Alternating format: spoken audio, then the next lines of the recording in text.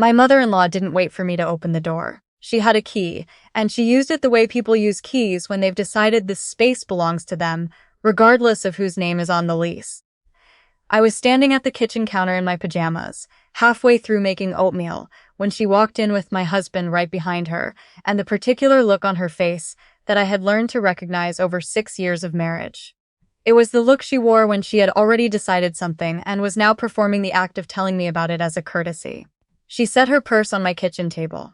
Not the counter, the table, like she was moving in. "We need to talk about the business," she said. Her name was Maureen, and she had been running Whitlock Family Catering for 31 years. She had built it from a single van and a talent for Southern comfort food into a regional company with 8 full-time employees, a commercial kitchen in Decatur, and contracts with 3 corporate clients in the Atlanta area. I knew all of this because she had told me in those exact words approximately 40 times since I married her son. What she said next, standing in my kitchen with her purse on my table and my oatmeal going cold on the stove, was this: "We're bringing Garrett in as co-director.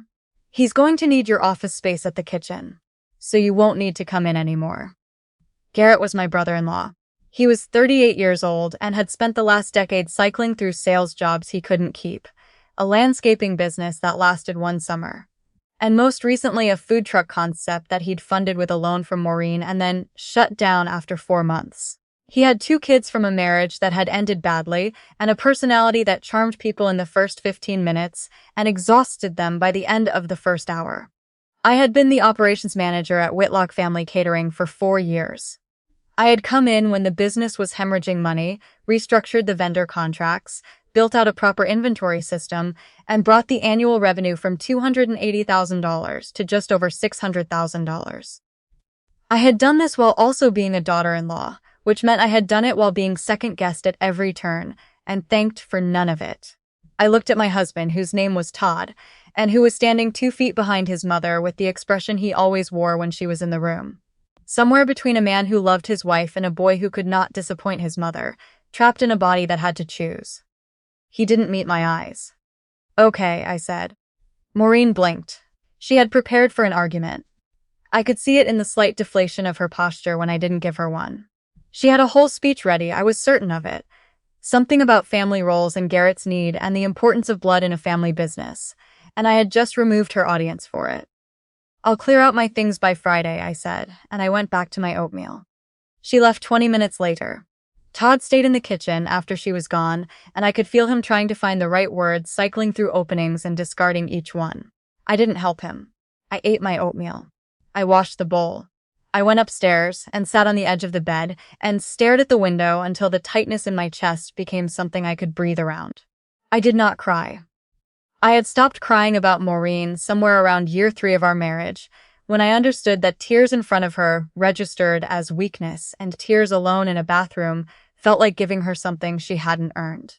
What I did instead was open my laptop and look at a folder I had been quietly building for 7 months. Here's what Maureen did not know. What Todd did not know. What no one in that family had thought to ask about, because the assumption that everything revolved around Maureen had made them all a little bit lazy about details. 11 months earlier, the building that housed Whitlock Family Catering's commercial kitchen had been put up for sale. The owner, a man named Gerald, who had leased the space to Maureen for 19 years, had decided to retire to Sarasota and wanted to liquidate his properties. He had offered Maureen the right of first refusal. She had passed, telling Gerald she wasn't interested in owning the building when leasing was working fine.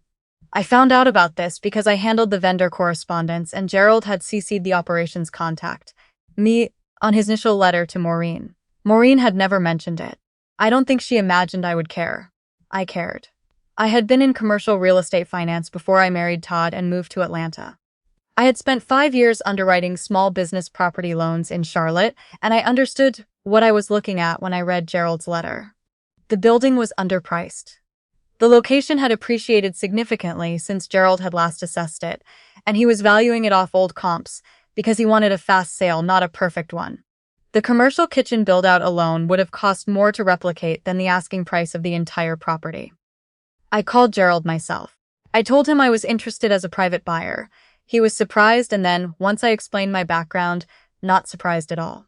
We had 3 conversations over 2 weeks. I hired a commercial real estate attorney in Decatur to review the purchase agreement. I made an offer, Gerald countered. We settled. I used savings I had been building since before my marriage, a HELOC on a small rental property I had owned since my Charlotte years, and a small business property loan I qualified for independently. My name, my credit, my transaction.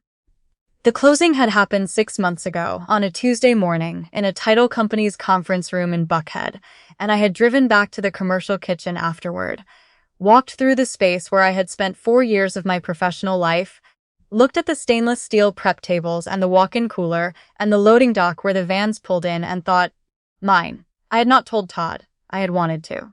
I had started that conversation 3 separate times, and each time something had stopped me. A Sunday dinner at Maureen's where she had dismissed one of my suggestions in front of everyone, with a small, practiced laugh. A night when Todd had sided with her over something minor in the particular way he did that made it feel like a paper cut you couldn't see. A morning when I woke up and understood that I was waiting for safety that was not coming on its own. After Maureen came to my kitchen and put her purse on my table and told me I was no longer needed at the business I had spent 4 years building, I opened my laptop and looked at the folder with the closing documents, the deed, the property tax records filed under my name, and the lease agreement. The lease agreement that Whitlock Family Catering currently operated under. The lease agreement that had been signed with Gerald and transferred to me at closing. The lease that expired in 4 months. I called my attorney that afternoon. Her name was Paulette, and she was the kind of woman who asked exactly the right questions in exactly the right order and never wasted a word doing it. I explained the situation. She listened without interrupting. When I finished, she said, "So you want to know your options?" "I want to know all of them," I said. She laid them out. I could let the lease expire and decline to renew, which would require Whitlock Family Catering to vacate the premises and find a new commercial kitchen. A process that, in the Atlanta market, would take months and cost significantly more than their current rate.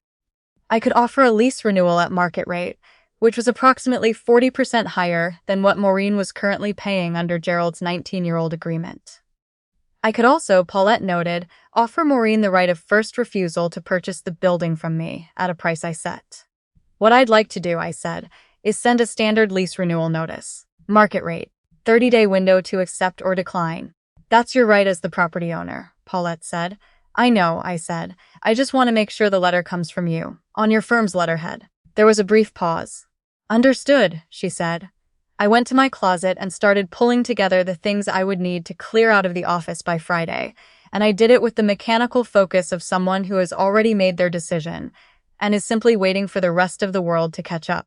The letter arrived at Whitlock Family Catering's registered address on a Wednesday.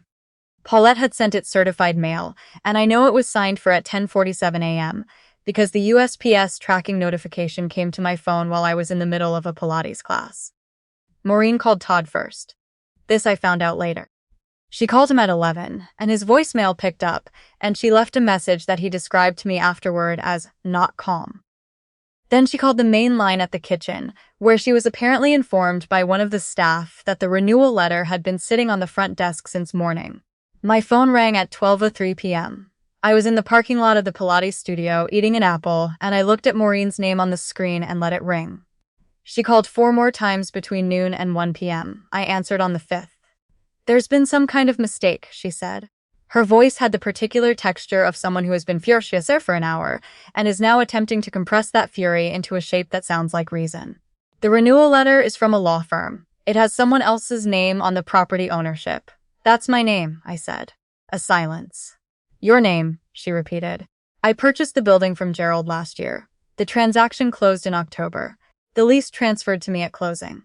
I kept my voice level, not cold. I wasn't performing anything. I was simply tired of performing anything. The renewal offer is at current market rate. You have 30 days to accept or decline. The silence lasted long enough that I looked at my phone to check the call. You did this, she said, and the compression was gone. She wasn't trying to sound reasonable anymore. You did this behind our backs, behind Todd's back. This is a betrayal, this is. I purchased a building, I said. Gerald offered it. You declined. I bought it with my own money. I'm offering you a renewal at market rate, which is standard. You're trying to destroy this family. I thought about the kitchen in our house and her purse on my table, and Todd standing 2 feet behind her looking at the floor. I thought about 4 years of restructured contracts and rebuilt systems, and a revenue number that had doubled, and a woman who had stood in front of her employees and laughed at my suggestions with that small practice sound. "I'm offering you a lease renewal," I said. "That's all." She hung up. Todd came home at 6 p.m. that evening. I had made dinner. Pasta, simple, the kind of meal I made when I needed something to do with my hands. He sat down at the table and he looked at me with an expression I hadn't seen on him before, something between devastated and careful, like a man who is trying to assess the damage before he knows what caused it. "My mom called me," he said. "I know. You own the building." "Yes." He was quiet for a moment. The pasta sat between us untouched. How long have you known about this?" "I found out Gerald was selling almost a year ago," I said. "I closed in October, and you didn't tell me." I had thought about how to answer this question many times in the months since October, turning it over late at night when Todd was asleep, trying to find the version of the truth that was both honest and fair. I had arrived at the same answer every time. "I tried to," I said. 3 times, and each time I looked at us, at our situation, at what happens when I have an opinion that doesn't fit what your mother wants. And I understood that if I told you, the decision about what to do with it wouldn't be mine anymore. And it needed to be mine. He was quiet for a long time. The refrigerator hummed. Outside, a neighbor's dog barked twice and stopped. "She wants to know if you're going to renew the lease," he said finally. "I sent her a renewal offer. It's in the letter. 30 days to respond. At market rate, yes, that's almost double what she's paying now." "That's what the market is," I said. Gerald had been charging her under what the neighborhood would bear for about 8 years. She's been benefiting from that. "The rate in the letter is what every other commercial kitchen in a 5-mile radius costs per square foot." He didn't have an immediate response to that. I noticed it. The way he didn't have an immediate response, and I recognized it as a small, unfamiliar thing in our dynamic. Todd usually had a response. He had been raised in a family where responses came fast and loud, where whoever spoke with the most certainty won the room. He didn't know what to do when the facts were quiet and immovable. "Garrett can't run that business," I said. Not unkindly, just clearly. He looked at his fork. "You know that," I said.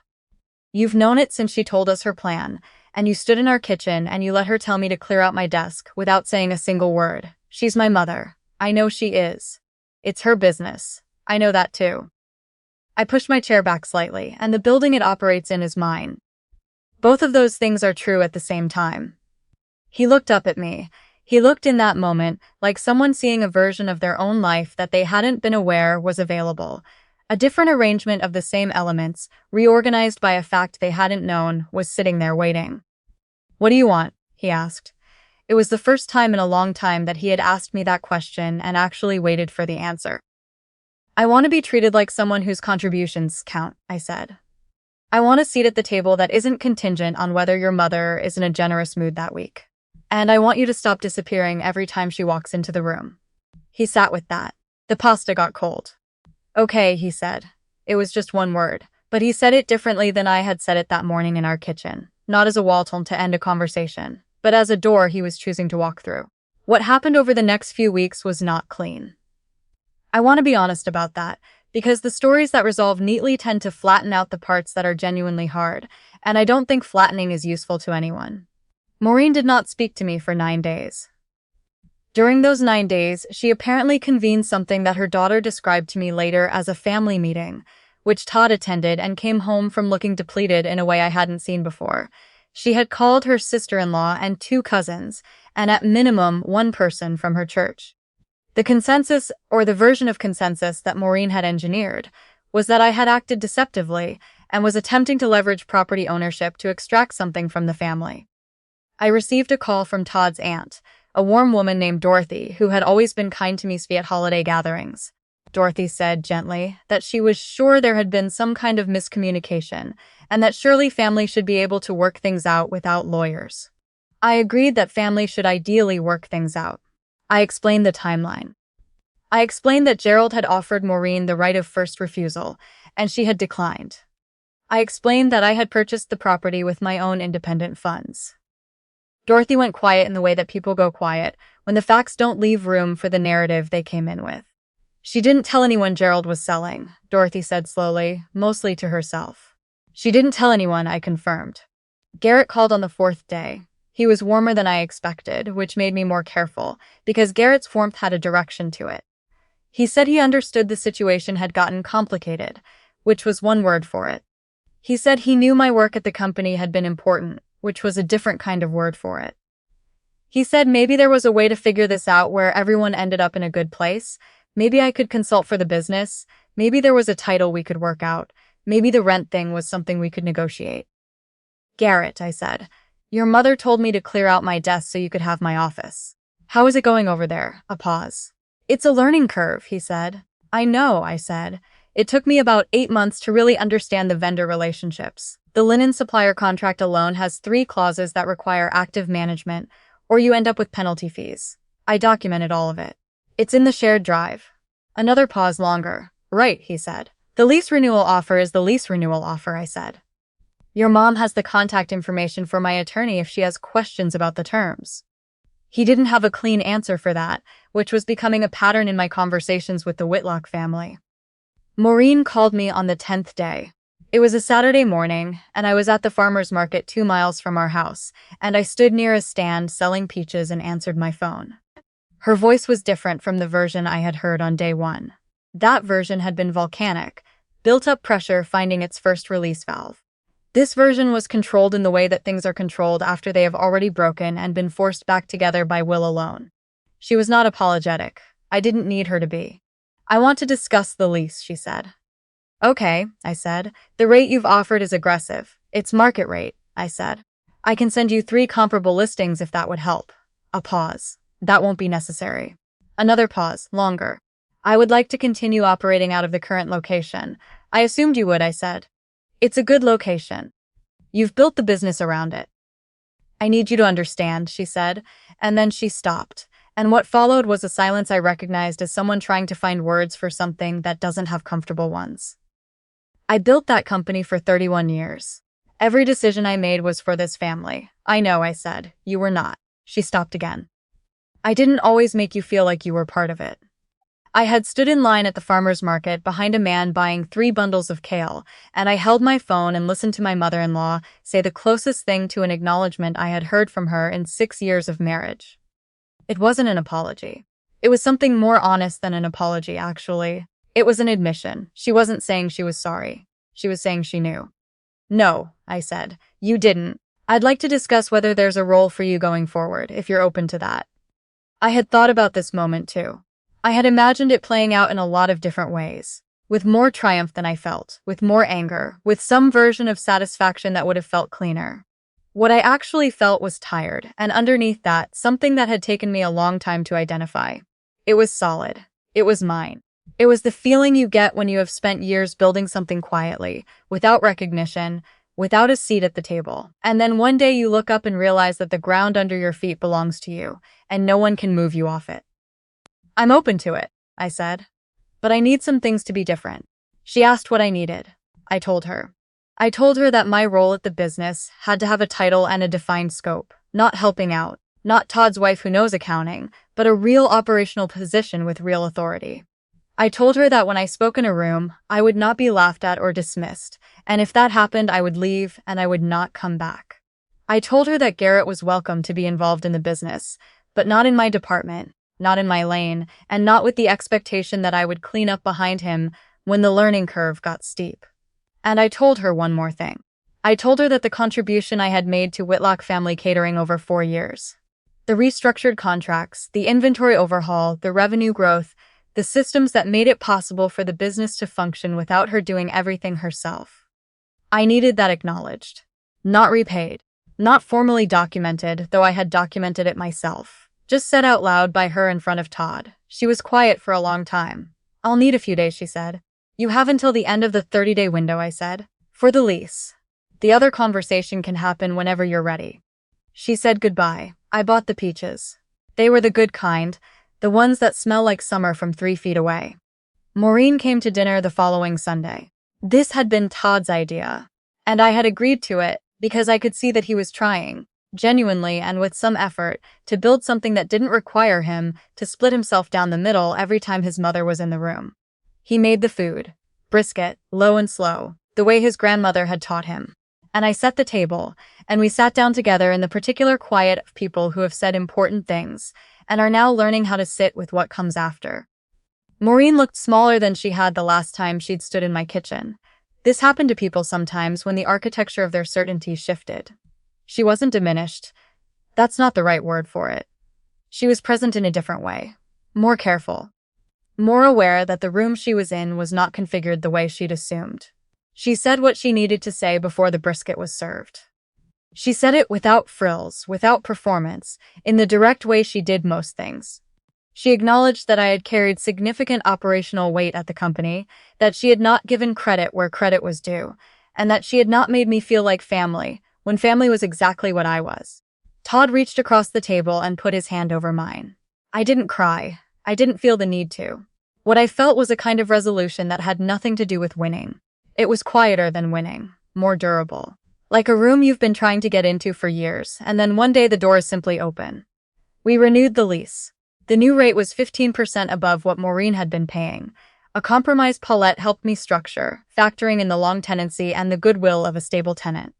It was still above the old rate. It was still fair. Maureen signed without further negotiation.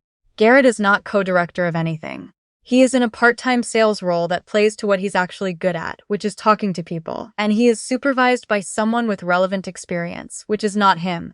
He's doing better in the smaller lane. People often are. I have a title now, Director of Operations. It's on my business card and on the company website, and on the door of the office I went back to after everything was settled. The one that has a window that gets afternoon light and a whiteboard, I have completely filled twice already with logistics diagrams that no one else fully understands, but that make the whole operation run cleanly. Some mornings I get to the kitchen before anyone else. I park in the back lot, let myself in through the loading dock entrance with my key. The owner's key, the one Gerald mailed to me after closing. And I walk through the space in the quiet before the prep staff arrives.